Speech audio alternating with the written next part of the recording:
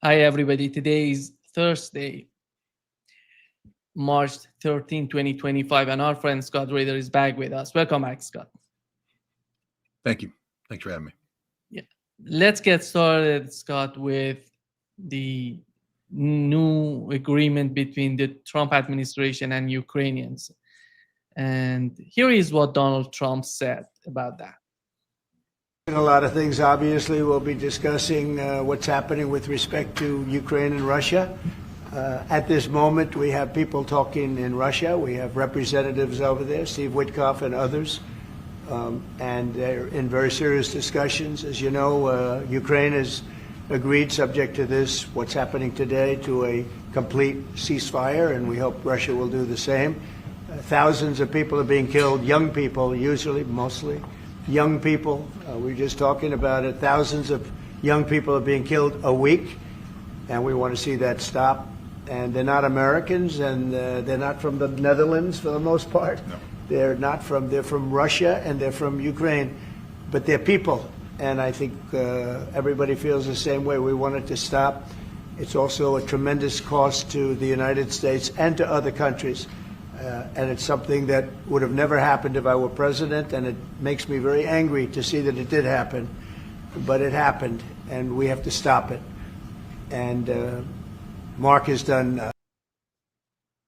Here is what he said, Scott. And many people are arguing what's the main reason of talking about ceasefire while they're knowing that both parties, Ukrainians and Russians, are talking about they don't want to accept a ceasefire. But it was some sort of surprise for many people that the Russian president said he responded this way. In this situation, I think the Ukrainian side might well want to achieve at least 30 days of ceasefire. And we're in favor of that, but there are nuances, though. Number one is what we're going to do with this sector of breached state border. If we stop the hostilities for 30 days, what it's going to mean? Will that mean that everybody there is going to retreat without fighting? Are we going to have to let them go after all the atrocities they have perpetrated against civilians? Or the Ukrainian leadership will command them to lower their weapons, drop their weapons and just surrender? How it's going to look? That's still unclear. And what about other issues along the entire contact line, which is almost 2,000 kilometers? And as you know, Russian troops have been advancing almost all along the contact line. And there already conditions are favorable for us to surround and encircle whole military units. How are they going to use those 30 days?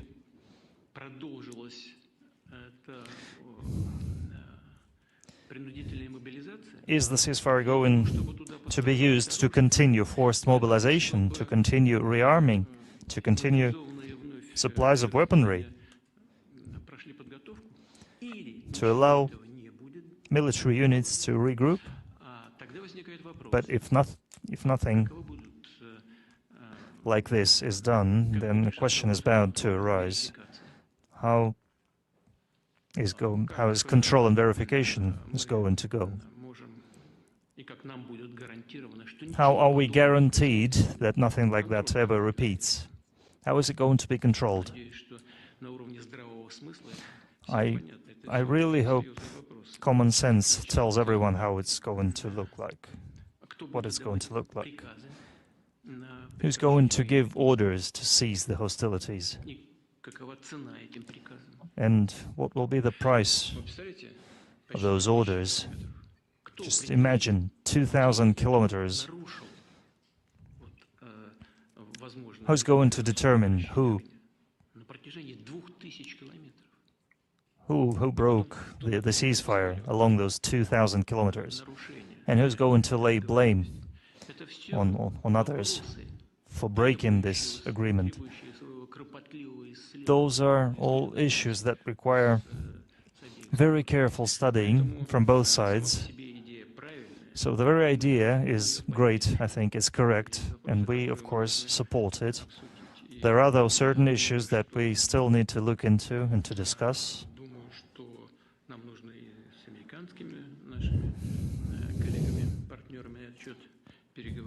And we need to hold consultations with our American partners, counterparts. Maybe we need to have a phone talk with President Trump to discuss that with him as well. But the very idea of ending this conflict in a peaceful manner, we support that. He simply says that the idea is so nice to think of, but how can we implement that? The various issues that he has raised during his response. What's your take on the way that Russians are thinking of a ceasefire between Ukraine and Russia? Well, first of all, we have to stop pretending that all this took place in a vacuum. We have to stop pretending that this narrative began in Riyadh earlier this week with a dialogue between the United States and Ukraine. That somehow what came out of that dialogue was new and innovative and earth-shattering, and that Russia is receiving this for the first time, and that for the first time Russia is going back to the United States with its response. This is absurd in the extreme. This is a narrative that began, back during the campaign when President Trump, then candidate Trump, was given horrible advice by his principal advisor on Ukraine, Keith Kellogg. Horrible advice. And that advice turned into policy formulations that were unrealistic, both in terms of timelines and expectations. Expectations about how Russia would respond and what America could do to bring to the table. Unfortunately, we saw that Keith Kellogg's pronouncements were embraced by the Secretary of Treasury designate, Scott Bessent, who has become the Secretary of Treasury, who has made ridiculous comments about pressure that can be put on Russia economically, comments that the President of the United States, Donald Trump, bought into and repeated, and still in some ways continues to articulate that this is his thinking. But a reality check came in the form of Russia just refusing to even engage. Russia wouldn't pick up the phone, wouldn't talk. And the reason why is that they rejected Keith Kellogg's formulations out of hand. This led to Steve Witkoff, who is normally the Middle East envoy, being sent to Russia on February 11th. Why? Why would Witkoff be sent there? Because Mohammed bin Salman, Saudi crown prince, who is very knowledgeable of the Russians, has worked with the Russians intensively. Russia is, after all, a member of the OPEC Plus, so they have constant discussions about not just energy security, but when you're talking energy security, you're talking regional stability. I think sometimes people forget that there is direct connectivity, that you can't have energy security. And if you're an energy producing nation like Saudi Arabia, and your economy is dependent upon the price of oil, and you make budgets based upon the price of oil, what you need is consistency and stability. And regional conflict brings the exact opposite, makes it impossible to balance a budget, makes it impossible to have anything predictable outcomes. And so Saudi Arabia is very interested in stability. And they watched Steve Witkoff come in and seize the reins of authority away from the Biden administration when it came to the Gaza conflict. Watch how Steve Witkoff behaved and with the Israelis and with others, and was deeply impressed and understood that Steve Witkoff's authority came not from his knowledge of the Middle East, he has none, but his ability to be the vector for Donald Trump, to channel Donald Trump. He was very close with Donald Trump, and Donald Trump trusted him implicitly. And so Mohammed bin Salman called Vladimir Putin and said, this is the guy that you need to talk to. This is the guy that can get it started. And the hint was dropped. And next thing you know, Steve Witkoff is on his way to Moscow, February 11th, to ostensibly recover a prisoner, Mark Fogel, who had been imprisoned by the Russians for a drug offense. But this wasn't just a prisoner retrieval mission, he met with Vladimir Putin. Now, let me just again, sometimes you got to explain things to people because they don't understand the significance of it. You just don't meet with the Russian president, just like you just don't meet with the American president. When you meet with heads of state of this caliber, there has to be a reason. His time is valuable. Why is he going to allocate time to Steve Witkoff to talk about Mark Fogel? Nope. It's because he wants to take advantage of Witkoff's access to Trump to receive a message and to send a message. And whatever conversation they had resonated greatly. And it wasn't just a meeting between Witkoff and Putin. Putin brought in somebody else, a name that nobody, unless you've been following Russia intimately, like me, nobody knew before this happened. How many people can honestly say that they who Kirill Dmitriev was? When they heard that name, most people went to Google and said, who the hell is Kirill Dmitriev? And why is he meeting with Steve Witkoff? What's the importance? Why is the head of Russia's sovereign investment fund meeting with the emissary of Donald Trump? Because they speak the language of international business, and because Dmitriev was setting Witkoff straight on the reality of the Russian economy, the false expectations that Trump had about certain policy directions that could put pressure on Russia. You need to set the record straight, what can be achieved and what can't be achieved, and to talk about the potential of the economic benefits of a renewed economic relationship. This is broader than just Ukraine. In fact, the conversation appeared to discuss almost everything but Ukraine. Witkoff went back. The very next day, Trump has a 90-minute phone call with Donald Trump, with Vladimir Putin. I bring this up again because if you're acting as if what we're hearing from Putin today is the first time he's considered Donald Trump's position, you're wrong. You're fundamentally wrong. He heard Donald Trump's position back on February 12th when they had a 90-minute phone call where they exchanged ideas. This phone call didn't just happen out of the blue. They were both ready for it. They both knew what they wanted to say. They said it. They listened. And then it was followed up by a meeting in Riyadh between the Secretary of State and his counterpart, the Foreign Minister of Russia. It wasn't just them. Michael Waltz, the National Security Advisor, met with his counterpart, Mr. Ushakov, and Kirill Dmitriev was there too, meeting with Steve Witkoff. You had three levels of connectivity there. Very detailed exchange of ideas, rather than simply Ukraine. I bring this up because what we're seeing here is theater. That's it. This is theater. Marco Rubio, when he met with the Ukrainian delegation in Riyadh earlier this week, wasn't making a final deal. Rubio knew he wasn't making a final deal. What Rubio was doing was beginning a process, but it was a process that was hampered by several things. One, by the Ukrainians themselves, who up until were refusing to. How can you talk about a negotiated settlement with Russia when the Constitution of Ukraine prohibits negotiation? I mean, this seems to be one of those stumbling blocks. And how do you proceed when, no matter what the President of the United States said, because let's just reiterate what Trump has said is some of the foundational understandings that have been reached between the United States and Russia. A, Russia didn't start this war. Wow, there goes the entire European narrative that this is a war of Russian aggression. Russia didn't start this war. Russia was right to defend its interests. These are fundamental things, guys. Previously, they've been dismissed as Kremlin talking points, but they're not. They're statements of fact-based reality. 2, Ukraine will never be a member of NATO, ever. Just not going to happen. Boom. 3, there won't be European peacekeeping forces deployed to Ukraine. Isn't going to happen. Boom. And we can go on and on. This is the reality that was set forth. Having articulated, perhaps the most important, the war in Ukraine is a proxy war between the United States and Russia.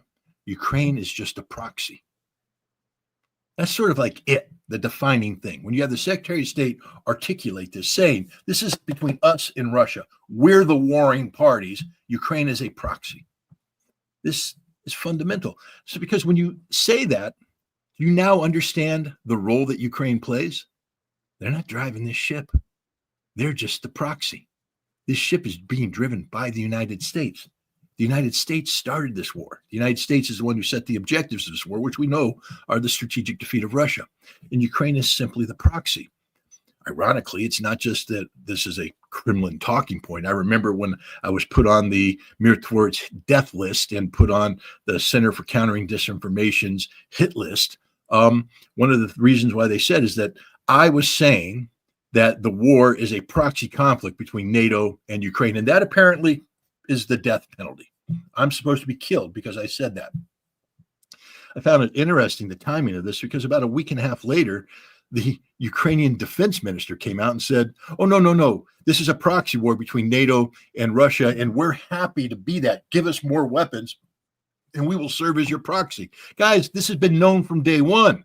Only idiots and the mainstream media, I guess they're the same, have been articulating something different. And so now we have foundational understanding of this conflict. So what is the role of Ukraine? It's an insignificant role. And we saw the way that Donald Trump treated Zelensky in the White House. Dismissive. It was an ambush, time to demean him. And there's a reason for this. What happened in Riyadh? We know Zelensky was in Riyadh. We all saw the photographs of him meeting with Mohammed bin Salman, the crown prince. But the president of Ukraine, why wasn't he heading up the Ukrainian delegation? Why was the presidential advisor heading it up? Because the United States said Zelensky's not welcome at the table. Don't bother. We don't want you there. You're not part of the solution. You are the problem. So again, we have to understand all this when we bring into, try and put context into the statement that Marco Rubio used to initiate everything that you're premising this show on. But there's something else that happened too, because who visited the White House prior to Zelensky's humiliation? Emmanuel Macron and Keir Starmer. And they visited the White House. They tried to articulate Europe's vision of what's going on, which wasn't, by the way, a vision predicated on a ceasefire, but a vision predicated on continuing this conflict until Russia was defeated. Again, let's just make things very clear. Europe was dead set against a ceasefire. The European posture was, we must humble Russia. Russia must be defeated so that Russia knows it can never stand up to Europe again. That's what they said. I'm not making it up. And they met to talk about 800 billion euros worth of infusion of defense funding, getting boots on the ground. The French were talking about getting their nuclear deterrents deployed into Germany, putting air cover over Ukraine. War. And now you're Donald Trump saying, I want to bring this war to an end. If I only negotiate with the Russians without bringing in Ukraine, then we have a problem with Europe, because the strategic objective for Donald Trump here is peace and stability in Europe, so the United States can disentangle itself from the European web and reallocate diplomatic, economic, and military resources to the Pacific to deal with the principal issue of China. Never forget that. Ukraine is a sideshow for what Trump wants to do with China. Not military. We talked about this before. I don't believe that Trump's looking for a war with China. I think Trump's looking for an equitable solution to the tensions that exist between China and the United States. It's a whole different negotiating posture and step, and I don't want to bring it up here, except to point out that you can't do that if you're tangled up in a war in Europe. And left to their own devices, the Europeans apparently were willing to have a war with Russia. That would be problematic for the United States.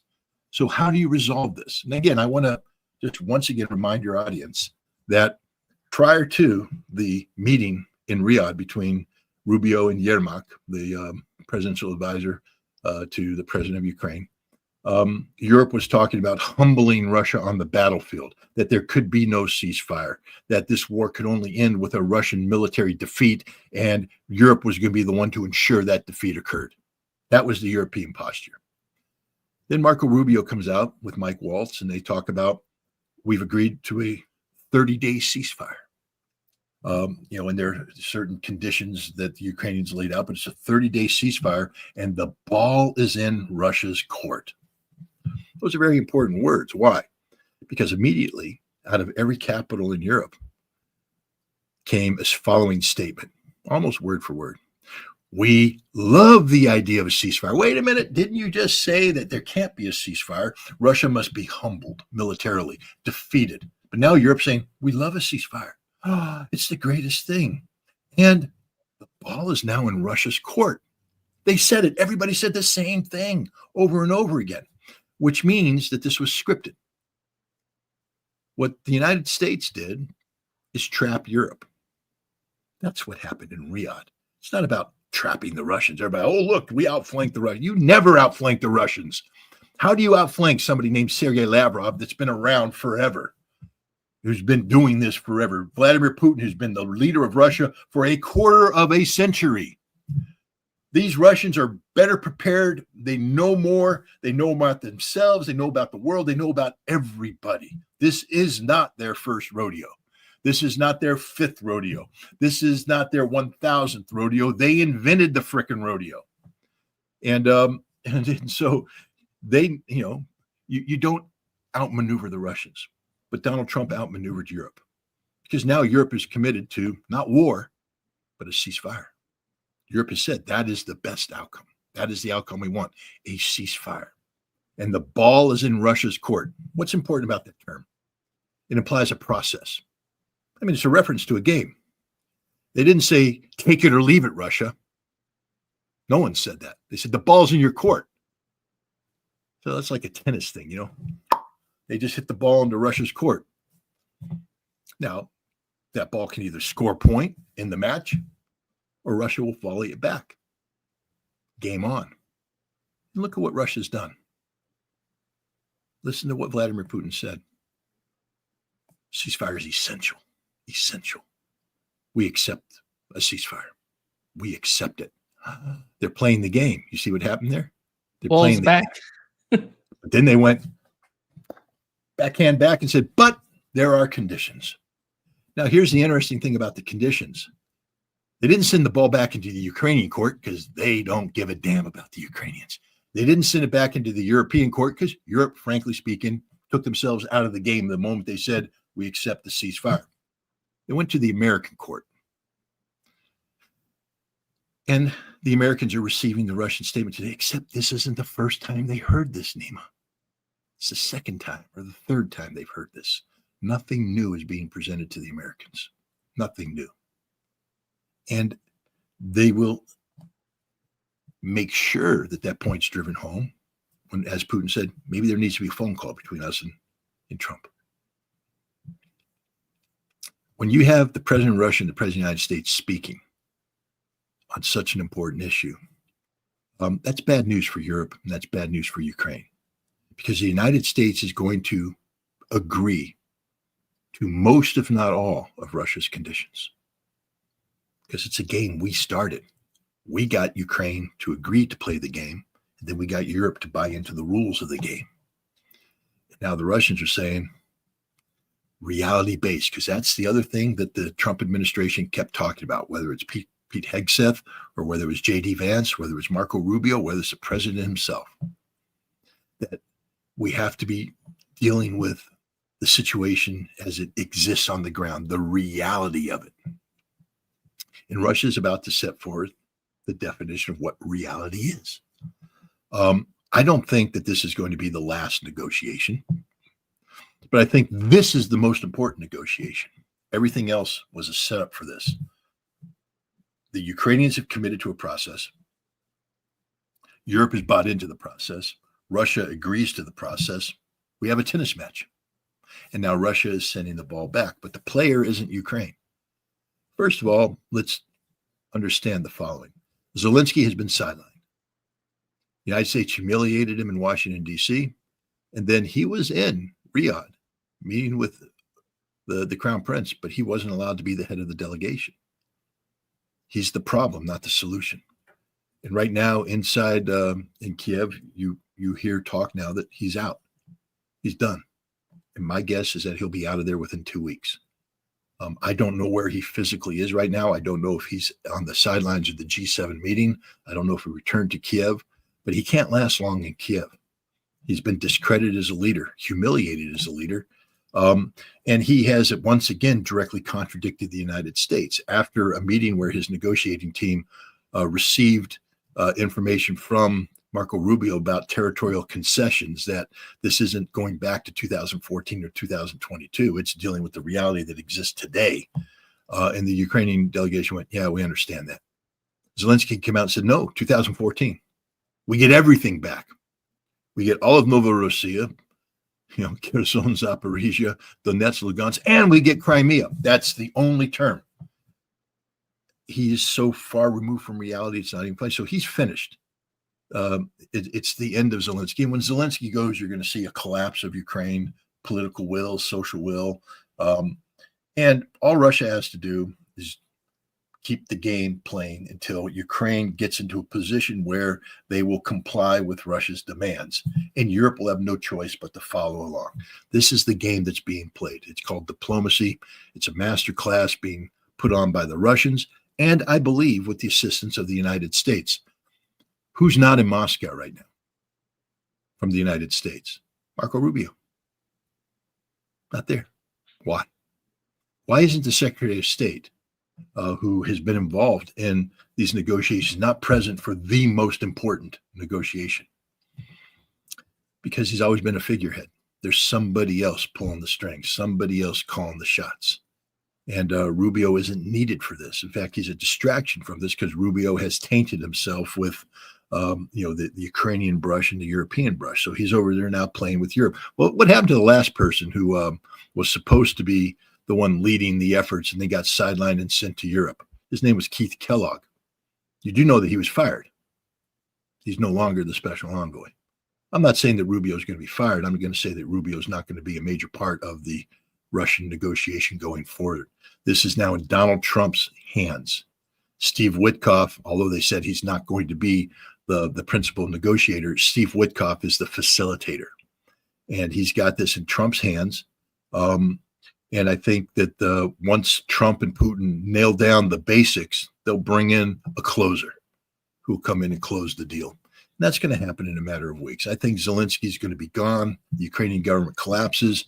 Now you have the conditions to where Russia can come in and participate in a post-conflict election that gets their man installed, gets a parliament, a Rada installed that's willing to make the constitutional changes that Russia views as a prerequisite for denazification, who will agree to demilitarization on the terms set forth by Russia. And Europe will have no choice but to comply with this.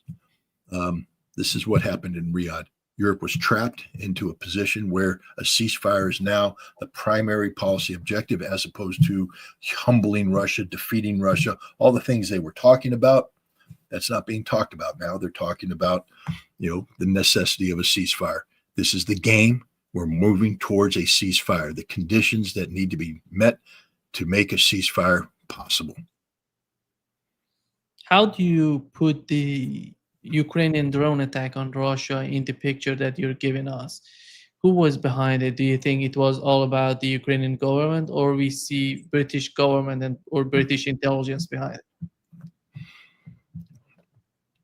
I would imagine that it's a combination of the two. The British have been deeply involved in advising the Ukrainian government on various aspects of their resistance to Russia. The British are behind almost every major effort undertaken by Ukraine, whether it's the attack on the Kerch Bridge, whether it's the Kursk incursion, whether it was the Belgorod incursion before that, whether it was the 2023 summer counteroffensive, whether it was the fall 2022 offensive in Kharkov and elsewhere. The British were behind this. So there's no doubt in my mind that the British advised Ukraine to carry out this attack to achieve certain, psychological impact, to try and get Russia to overreact, to disrupt Russia's ability to respond in a cohesive, coherent manner to the diplomatic challenges that would accrue with the Riyadh meeting. And Russia's shrugged it off. I mean, there will be a response, but it's not going to be the dramatic, 12 Oreshniks obliterating Kiev, slaughtering 100,000 people, and keep destroying the Ukrainian government. Why would Russia destroy the Ukrainian government right now? We're on the verge of taking control of the Ukrainian government. I mean, you got to think strategically here. It makes no sense to have, the psychotic pleasure of revenge when you're winning across the board. Russia's not losing in any aspect of this conflict right now. Yes, Ukraine launched a major attack. The vast majority of those drones were shot down. The ones that weren't did minimal damage. Minimal damage. It's tragic for the 3 Russians who lost their lives and for the other Russians who were injured, for the property owners who suffered damage. Tragic, of course. But Russia's in a conflict. I mean, the population of Suja suffered far more than the population of Moscow did. That's where the real insult to Russia took place. Hence, Putin's talk about we can't just let the guys who committed these atrocities get away. There has to be an accounting. But yeah, the British were behind this, but the British, they've got nothing. I mean, that's it. That was their Sunday punch. That was it. There's nothing else they can do. What's your take on Vladimir Putin putting on military uniform? And we haven't seen this sort of images before. This is a new sort of attitude on the part of Vladimir Putin. Is that related to the Kursk and what's happening in the Kursk region, or is it something beyond that? I think it's purely related to Kursk. The Russians aren't in the business of sending signals to the West. They don't care about the West. They really don't. I mean, they'll negotiate, but when Russia speaks to the West, they speak bluntly, they speak plainly. There's no need for signals. There's no need to disguise things. Kursk was a major blow to Russia. That was a humiliation to Russia, an embarrassment. And Putin has made it a point that he will resolve the Kursk situation in favor of Russia. And so he is the commander-in-chief. And as the commander-in-chief at this critical moment in the Kursk fighting, he's went to visit his field commanders. And he wore a camouflage uniform to make a point that he is a war leader, leading a nation at war, even though they call it a special military operation, and that he takes this job very seriously. And it's a reminder to the Russian people, because that's whom he was signaling, that they need to stay on track. Don't get distracted by calls for ceasefire and things of that nature. We were invaded. Our Russian citizens were traumatized, terrorized, murdered, and we have a job to do, and we need to finish this job. And he was very, very tough on how he sees this job being finished. He's treating every single Ukrainian that crossed into Kursk as a terrorist. He said that the prosecution's office had been ordered to prepare prosecutions of every single Ukrainian that traveled, or foreign mercenary, although there won't be a prosecution of the foreign mercenaries because they'll be killed. He said they have no rights under the Geneva Convention, which means that there'll be a summary trial and a summary execution. If you're a foreigner, don't bother surrendering to the Russians because you'll just die. Get the hell out if you want to live. But you're dead men walking, literally, because the Russians view you as not just terrorists, but you are the worst vile kind of terrorists, the ones who have no rights. Putin did order his military to treat the terrorists with, humanity, to not torture them, to beat them up, not execute them. But we have seen a photograph out there, or a video actually, of I think 5 people who are part of a drone unit that were captured by the Russians. And we saw them alive, bound, and we saw a video of them dead, apparently executed with a bullet to the head. I think they are Georgians, so they're not Ukrainian. Already strike one. You're a foreign mercenary, and you're a drone operator. And the Georgians are horrific because their job isn't to do principal military support to the Ukrainians. Their job, they're terrorists. There's a reason why the Russians use that term. These are the people that hunt down wounded Russians and blow them up with a drone as sort of a snuff film. They make these movies showing the Russians cowering in fear and hiding and trying to surrender, but they kill them anyways. They show blowing up civilian vehicles, etc. They're committing war crimes, and they're documenting it because that's who they are: sick, perverse war criminals, and they're not Ukrainian. So when they got captured, they got identified as drone operators. You're in trouble, and there were the evidence of their crimes was right there because they always record it. So the Russians reviews the evidence, and then they're Georgians. So they're executed. Everybody's going crazy about it right now. Guys, this is serious stuff. If you're a mercenary fighting on the side of Ukraine, you're going to die if the Russians catch you. They're going to kill you, especially if they capture you in Kursk. The Russians are willing to give the Ukrainians the benefit of the doubt. Notice they don't call the Ukrainians who fight in Kherson, Zaporizhia, Donetsk, and Lugansk terrorists, because the Russians, while they view these territories as belonging to Russia, understand that the Ukrainians could feel in their hearts that they're defending their own territory. So they're willing to recognize the legitimacy of the Ukrainian defensive efforts so long as those defensive efforts are linked to legitimate war objectives and not terrorizing civilian populations. But going into Kursk is a totally different matter. Ukraine is not at war with Russia. They haven't declared war against Russia. So this conflict should be limited to the special military operations zone of operations. Ukraine made a decision to invade Kursk, which is not part of the new Russia. It's part of ancient Russia. It's sacred territory, by the way. 1943, the major tank battles. This is the symbolism of this is as evident to all. But they don't get the benefit of the doubt. These aren't military soldiers carrying out military orders. They have invaded Russia in violation of Russian law. There is no declaration of war, which makes them terrorists by definition, and Russia will treat them as such. So that's what's happening. I think it was important for Putin to wear this uniform to remind the Russian people that they are still in a conflict. This conflict has existential proportions attached to it, and that the conflict isn't going to end overnight, that there will be more sacrifices that need to be made before victory can be achieved, but the Russian people can go to bed at night safe in the certainty of a Russian victory. And that's why Putin wore camouflage. One of the main concerns that he has mentioned in his response was how can we manage that Ukrainians are not going to rearm and regroup during the 30-day ceasefire, which we know that part of this is related to the United States. They said right after the agreement between the United States and Ukraine, they said they're going to resume providing Ukraine with arms and I don't know, with intelligence. The way that Putin is picturing the situation is related to the United States and the way that they're trying to support Ukrainians. How is that going to play out in your opinion? Well, first of all, I think we need to be careful about drawing too much inference to the decision by the United States previously to suspend the delivery of military aid and suspend intelligence.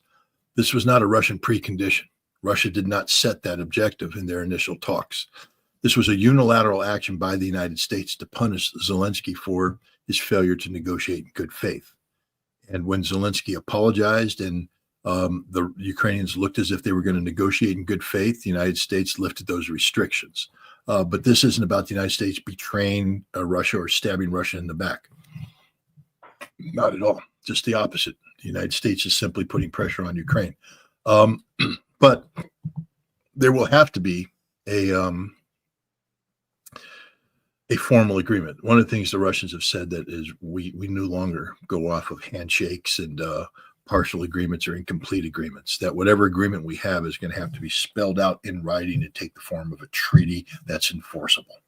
And that means, and again, Putin alluded to it, if you're going to have a treaty, what's your verification?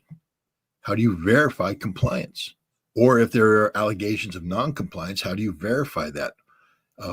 What mechanisms are going to be in place? You can't have a ceasefire unless you have, verification measures in place. This has to be discussed.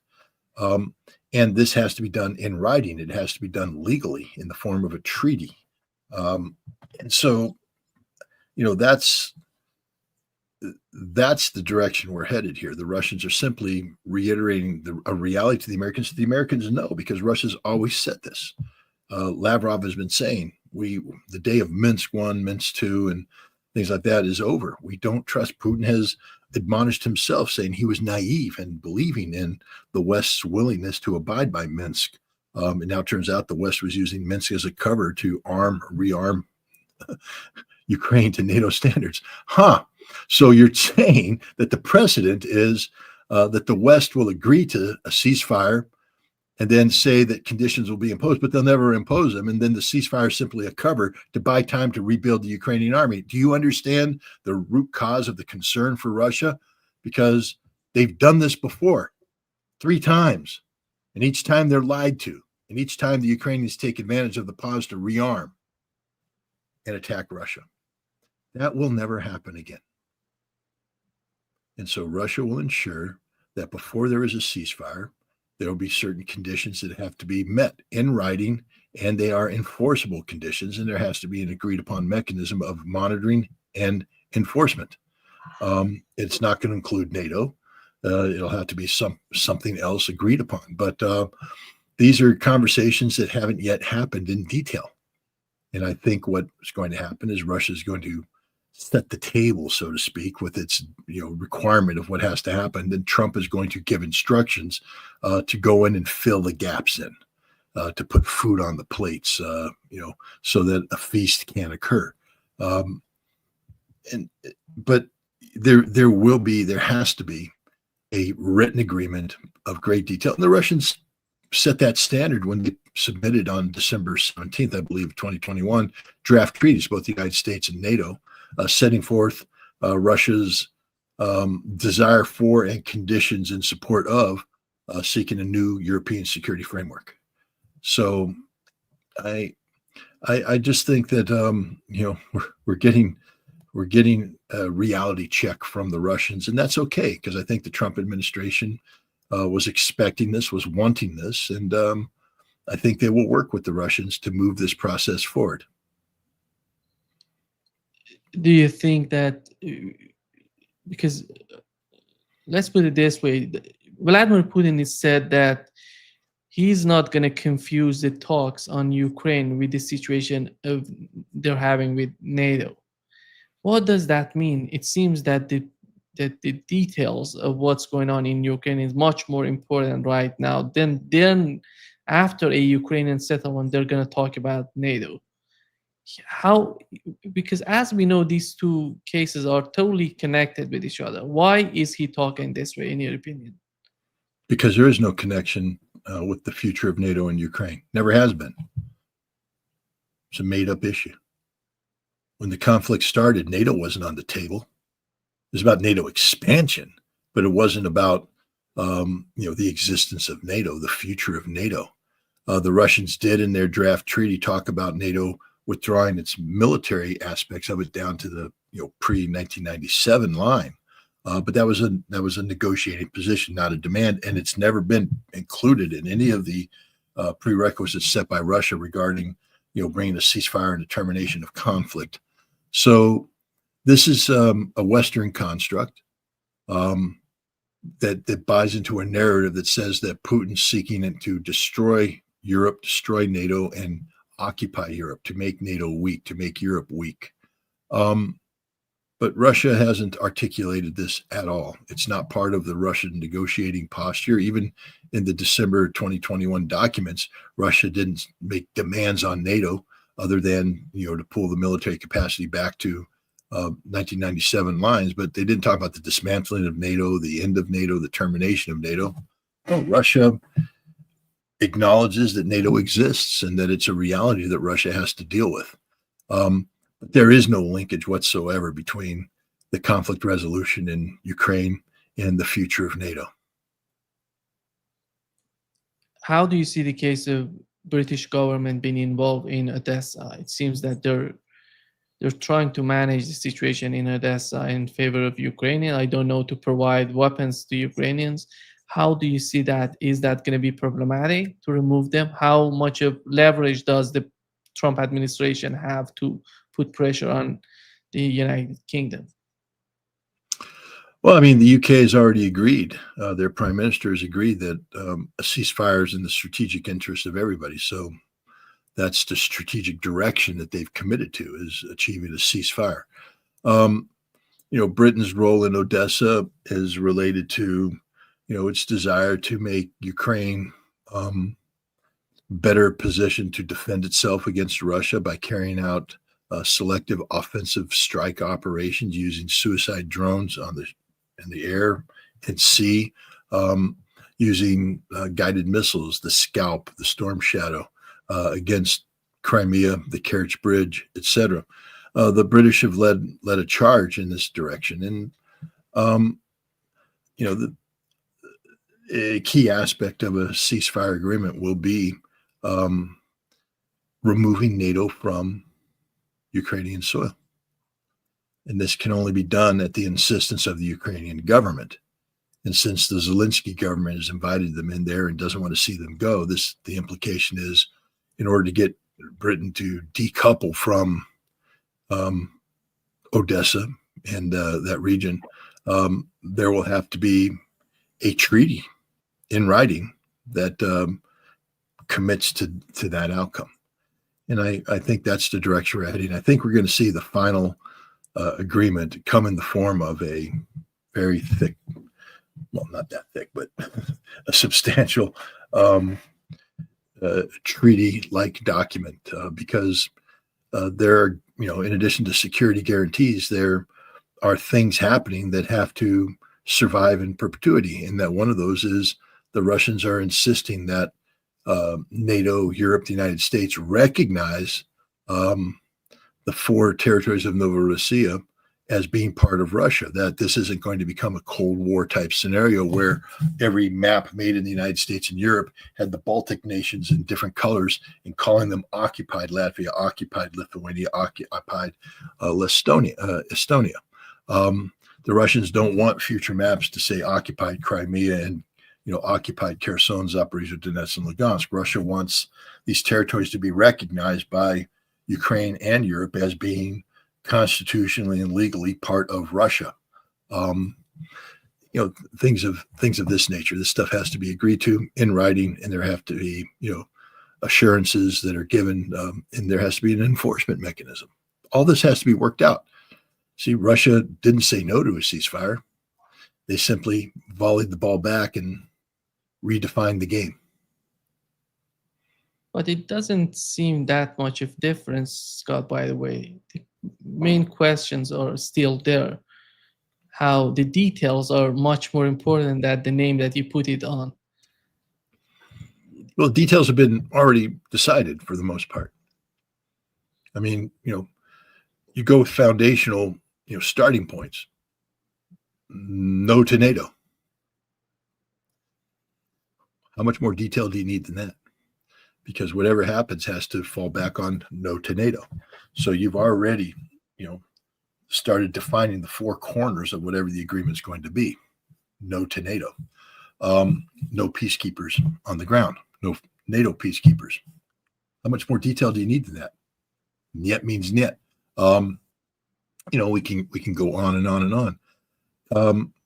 I don't think this is going to be as complicated or as hard as people think it's going to be. It's actually very simple. The Russians have put forward some very basic reality-based conditions.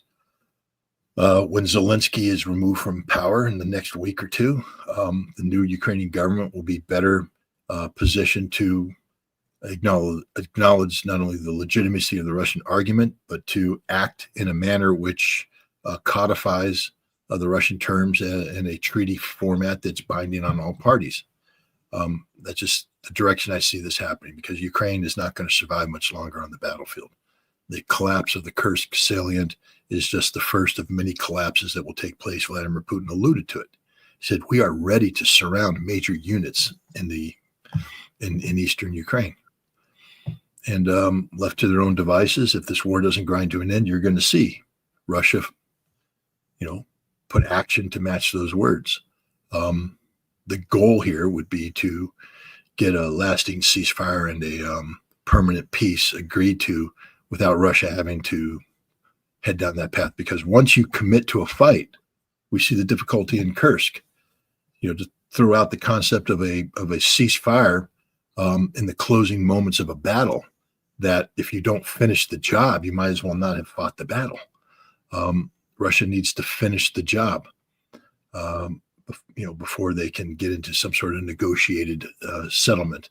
And that's what Putin's saying. And the longer you wait on the east, the more you're going to get similar conditions set up there. Let's say the Russians surround the 3rd Assault Brigade. The Azov movement's great, successor to the defenders of Mariupol. They have them surrounded.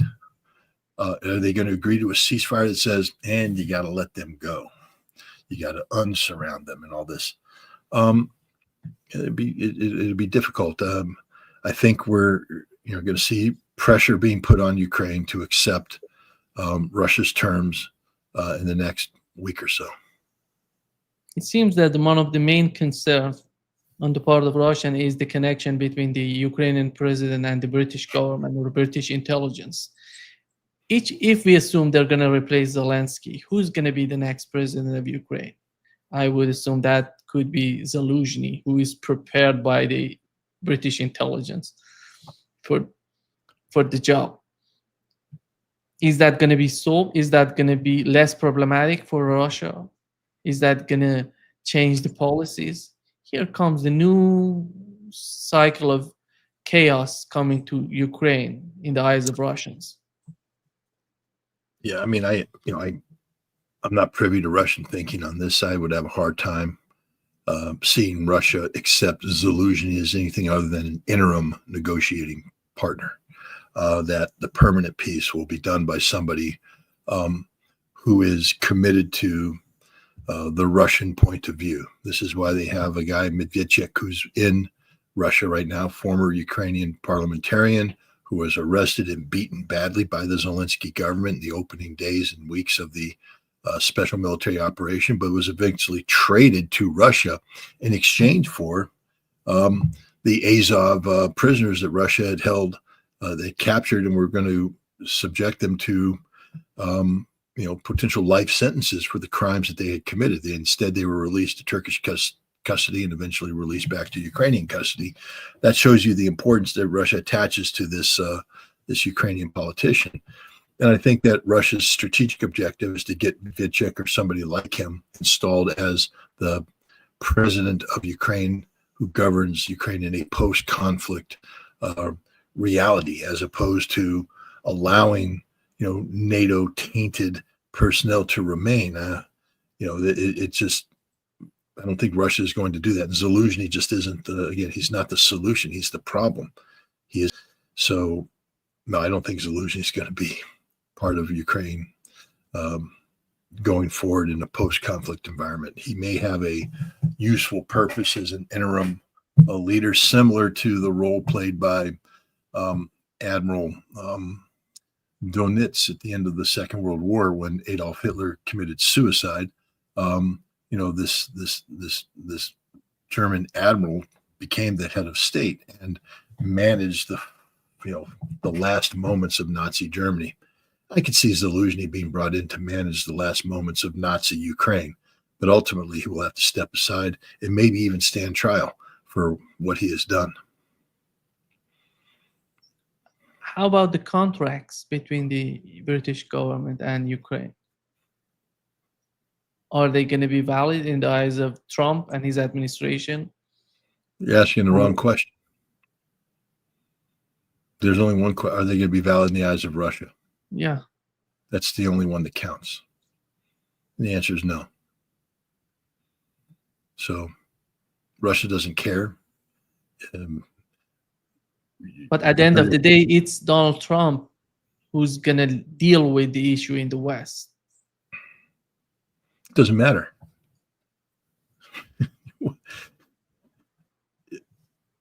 Reality. Trump just can't come in and say, I've got. Trump, first of all, is signing a deal with the Ukrainians that I think overlaps on the British deal. So it's not just the Russians are saying the British deal no longer has me. Trump's going to be saying the same thing. The difference is that Trump is talking with the Russians via Kirill Dmitriev about a broader economic cooperation that could include the United States helping Russia exploit its $7 trillion worth of rare earth minerals. So I think Russia is more inclined to be supportive of the American posturing when it comes to the resources of Ukraine than they will be with with the British, who just went out and negotiated without coordinating with anybody. It's still a secret agreement. We don't know exactly what was agreed to. But I will tell you this, that it has no weight under international law, and it will be unenforceable. And the British will never see that contract brought to fruition, because between the United States and Russia, that contract will be declared null and void. How, when it comes to NATO, right now, Donald Trump is talking with the Secretary General of NATO. And we know that France and the United Kingdom, they're trying to reorganize their defense spending by bypassing NATO and making direct deals between the two. How is that going to influence NATO and the future of NATO? Are they getting to the point that they're perceiving that NATO is not going to work in a long run for us? Let's go find some other solutions. Well, first of all, let's just be realistic here. When we speak of NATO funding, we're not talking about the defense budgets of the sovereign states. That's not NATO funding. NATO funding is the percentage of national treasury that is allocated to each nation to keep NATO functioning civilly. NATO has a number of civil programs to keep the secretariat functioning, keep the pay the salary of NATO employees, and then certain costs that are associated with shared military spending. To ensure that there's compatibility, etc. But NATO doesn't buy tanks. NATO doesn't buy aircraft. NATO doesn't buy artillery pieces. NATO doesn't buy artillery shells. That's the responsibility of sovereign states. And so whatever scheme the British and the French are cooking up, it's not bypassing NATO. NATO was never involved in it. This is a unilateral decision made by the two nations independent of NATO. So I don't want to read too much into that decision making, but I do want to point out that the methodology being considered by Europe to borrow from itself 800 billion euro, there is a precedent in the last 2 years of this model, and it's not a good model. The Germans in 2022 talked about spending 100 billion euro to a one-time expenditure to get the German army up out of the doldrums, become this lethal fighting force. But maybe they should have consulted with an accountant beforehand, because my understanding is that the Germans borrowed this money from themselves at a 14% interest rate. And almost immediately upon having that money allocated, they had to begin making interest rate payments. And by the end of the first year, without any weapons being procured, they were down to about between 50 and 60 billion euros that were usable. The rest was already allocated to pay back the loan, the interest rates, etc. And the longer they go with this, the more the purchasing power shrinks. This is what's going to happen. It's not 800 billion euro. If you're dealing with a 14% interest rate, whatever I think that's the loan terms that they're talking about. This 800 billion is going to be reduced to 620 billion right off the bat. Drop it down to maybe a little over 500 billion by the time fall, the year's end comes around. So it ain't 800 billion. It's going to be significantly less than that. And again, the expense of carrying these European only arsenal, they're going to be paying premium prices for this. There won't be discounts, and at the end of the day, nothing's going to happen that's positive. In fact, it will make Europe weaker, just like Germany became weaker by allocating this $100 billion, because the $100 billion didn't accomplish anything. I've used this analogy before, but I'll use it again. If I have $20,000 and I want to make investments in my home's 50 years old, could use a new roof, could use get rid of that 50-year-old linoleum in the kitchen and maybe put down some nice tiles. The windows, we got 50-year-old windows, which means there's a lot of leaking and inefficiency there. We'd like to replace those. So we have this 20,000, and we want to use it to bring our home up to speed. But what happens if, since this house was built in the mid 1980s, in the interim time, I didn't maintain it? Let's say I didn't have good gutters, and came down and the water got in and compromised my foundation. So the foundation is now cracking. And maybe there was a leak in the upstairs bathroom that got into the ceiling, but I didn't repair that properly. I just plastered it over, and now I got black mold that's all over my house. It's gotten into everything. What happens if I didn't clean out my my hot air, my HVAC system, and all these pipes now, all these tubes that are going around pushing air in there instead of being clean. It's just a festering, seething pool of bacteria and dead tissue and everything that builds up over 50 years and just spewing poison in the air. You think my 20,000 is going to cover that? What happens when I begin to initiate the renovations necessary to take care of a fundamentally deficient home, and I start tearing out the ceiling, tearing out the roof? And so I've torn down the house, and now I bring my 20 grand, and it doesn't even begin to start. It's done in a week. And all I have now is a torn up house and broken. This is what's going to happen to Europe. You see, Europe, NATO was constructed with the Cold War in mind. All of the infrastructure for NATO goes back to justifications that were created during the Cold War to justify large standing armies ready on a moment's notice to respond to a Soviet incursion, to go from 0 to 60 in a blink of an eye, 24/7, every day of the year. Then the Cold War ended, and the justification for that went away. So what did they do? They stopped maintaining their armies. Their armies aren't ready to fight at a moment's notice. They took them to the garrison. There was no more training for high intensity land warfare because that was supposed to be a thing of the past. But they maintained this infrastructure, this architecture. But instead of being, cutting edge, ready to fight a war, it became a sinecure. This is where people came to retire. You went to NATO for a career, and you got involved in the logistics groups, and you got involved in think tanks, and you got involved in conceptualizing a new role for NATO in the world. Today, you're doing everything but preparing to fight a war. Your troops are confined to barracks. You stop doing bayonet training. Hell, you stop doing any meaningful training at all. Your tanks stay in because you're not going to fight large-scale tank warfare. There's no reason to bring 54 tanks out on the Grafenberg battlefield to work on getting battalions to cooperate with battalions. You may bring out 14 tanks to work with an infantry battalion in a peacekeeping scenario that was replicated, that you saw play out in Yugoslavia. But that's it. That's not high-intensity conflict. You worry more about medical evacuation than you do about closing with and destroying the enemy through firepower maneuver. You lose your focus, you lose your edge, and that's where NATO is today. It is the crumbling house. It isn't the well-maintained house like mine is.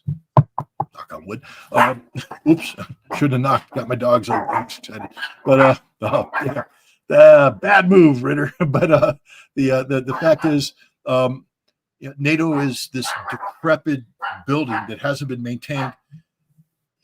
You're not going to see, these people are thinking, all I need to do is get 800 billion in, and I will get it back up to where it was.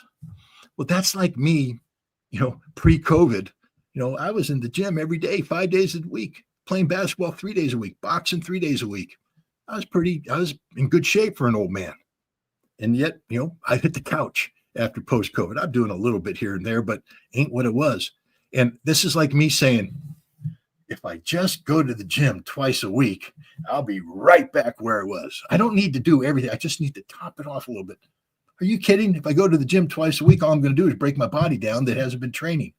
It'll make things worse unless I'm willing to do everything, but they're not willing to do it. 800 billion will solve nothing. I told you, 100 billion the Germans put into their military, and they were weaker at the end than they were going in. When they put that 100 billion out there, they were stronger. By the time they finished that 100 billion they spent, they're weaker because they started projects they couldn't finish. It didn't solve any of the underlying problems. And now you want to do the same thing to NATO, generate 800 billion. It's a loan to yourself. You have to violate every economic principle to generate this money. And as soon as you raise it, you have to start paying it back, paying the interest on it. And what are you doing? You're not fixing anything. Nothing's fixed. I mean, I love people. Europe's going to begin building its own airplanes. Really? What's the world-changing sixth generation European fighter? You don't have one. And you can't build one either. Sorry, your air industries aren't. That's why you're buying the F-16s and the F-18s and the F-35s. That's why you're not buying anything else other than that, with some minor exceptions. Tanks? They don't have tanks. They don't even know what a tank is anymore. Tank is just this rolling metal coffin.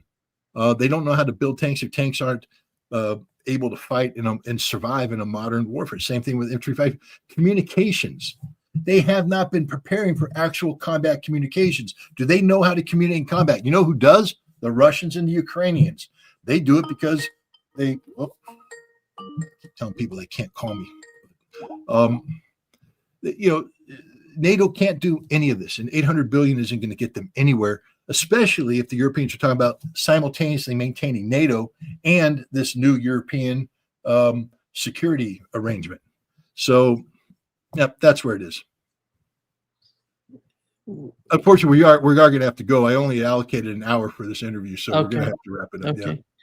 Thank you so much, Scott, for being with us today. Great pleasure. Thanks a lot. We'll continue the conversation later. Okay. Bye-bye. Bye-bye.